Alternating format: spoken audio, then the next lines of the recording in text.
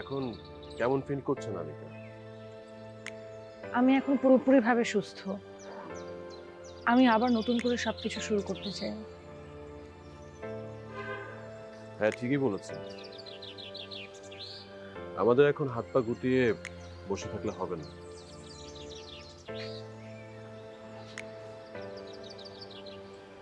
আপনি আমাকে যা করতে বলবেন আমি তাই করব, কিন্তু আমি শুধু সাহিলের শাস্তি চাই।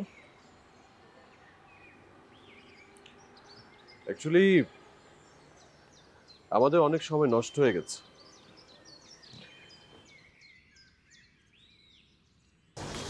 ঘুঘু যে কোনো সময় ভাত খেতে বের হওয়ার আগে আমাদের জাল টান দিত। কিসের জাল? সেটা আপনি বুঝবেন। আমি জাস্ট আপনাকে যেভাবে বলি আপনি সেভাবে কাজ করেছেন। সময় হলে সবকিছু জানতে পারবেন। এখন জানালে কি সমস্যা? আমিও তো সাহিলের শাস্তিই চাই। সমস্যা আছে, সব কথা সবসময় বলতে নেই, জানতেও নেই। সময় হলে সবকিছু জানতে পারবেন। Just wait and see.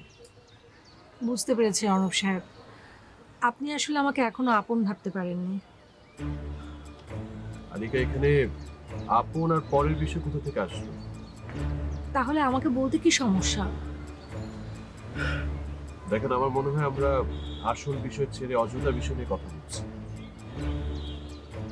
বুঝতে পেরেছি, ঠিক আছে, এখন থেকে আর কোনো অযথা বিষয় সামনে আসবে না।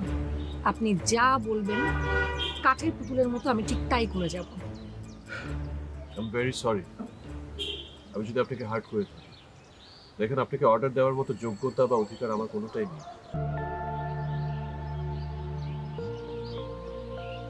Sorry for late. পুলিশ কি বললো আগে সেটা বলো। পুলিশ আনিকার লাশের ছবিটা রেখে দিল। অর্ণবকে অ্যারেস্ট করার ব্যাপারে কিছু বললো? বলেছে 24 ঘন্টার মধ্যেই তারা অর্ণবকে অ্যারেস্ট করবে। তুমি বললে না যে এতদিন কমপ্লেন করার পর অ্যারেস্ট করেনি কেন? এখনো 24 ঘন্টা টাইম কেন নিচ্ছে? বলেছে আসলে প্রমাণ ছাড়া তো তারা কাউকে অ্যারেস্ট করতে পারে না। বলে যে মানে প্রমাণের অভাবেই বেসিক্যালি তারা ছুটতে ছুটতে এখন পর্যন্ত অর্ণবকে অ্যারেস্ট করতে পারছে না। আচ্ছা, তাহলে আজই অ্যারেস্ট করবে না 24 ঘন্টার মধ্যে? দেখা যাক, পুলিশ তো বললো 24 ঘন্টা যাক, দেখি পুলিশ কি করে। কিছুটা হলেও স্বস্তি পাচ্ছি, কিন্তু অ্যারেস্ট করা না পর্যন্ত পুরোপুরি স্বস্তি পাবো না। যাক না, 24 ঘন্টা যাক। আচ্ছা, তোমার কি মনে হয় তুমি যেভাবে বলেছো পুলিশ কাজ করবে তো? বলেছে তো করবে, আসলে 24টা ঘন্টা তো যেতে দিতে হবে। 24 ঘন্টা যাক, দেখি পুলিশ কি করে। ওকে, চলো। তুমি যাও, আমি একটু একটু থাকি এখানে, আমি একটু চিন্তা করে দেখি। হ্যাঁ হ্যাঁ, ঠিক আছে, কোনো প্রয়োজন হলে আমাকে কল করো।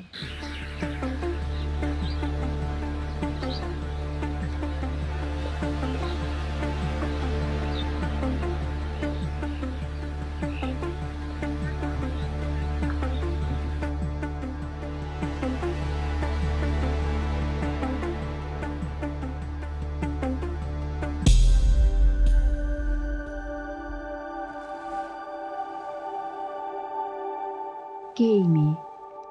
দেখতে তো সাহিলের ওয়াইফের মতো। আনিকা নয় তো? কিন্তু আনিকা তো হেজাব পরে না, পোশাক আশাকও আলাদা। তারপরও একজন মানুষের সাথে অন্য একজন মানুষের চেহারার এতটা মিল হয় কি করে? উফ, সাহিল এখনো আসছে না কেন?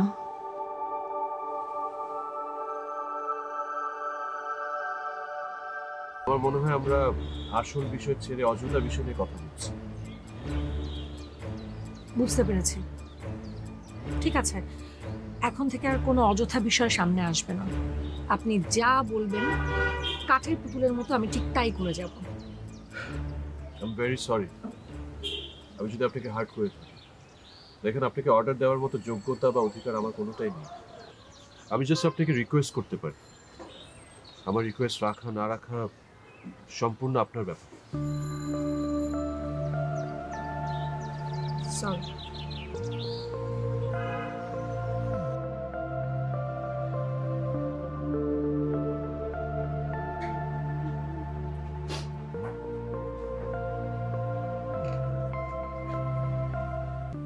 কি হয়েছে আপু, তুমি কাঁদছো কেন? হ্যাঁ, আরে কি হয়েছে বলবা তো, তুমি কাঁদছো কেন তুমি? এদিকে তাকো দেখি, কি হয়েছে আমাকে বলো।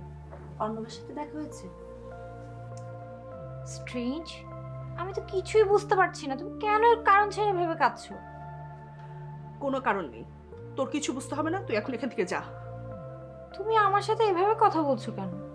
তাহলে তোর সাথে কিভাবে কথা বলবো? এখন কি আমাকে সেটাও শিখতে হবে? আহা, তুমি রেগে যাচ্ছ কেন?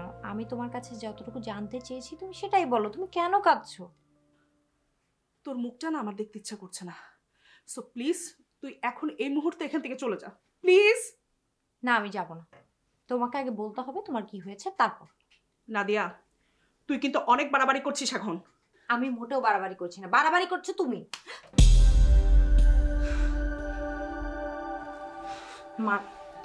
মারলে আমাকে?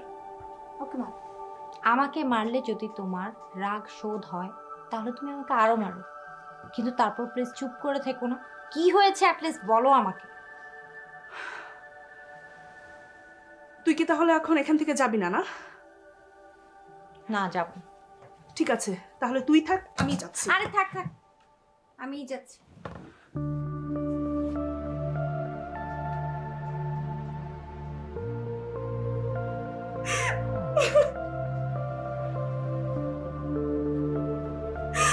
Ha ha ha.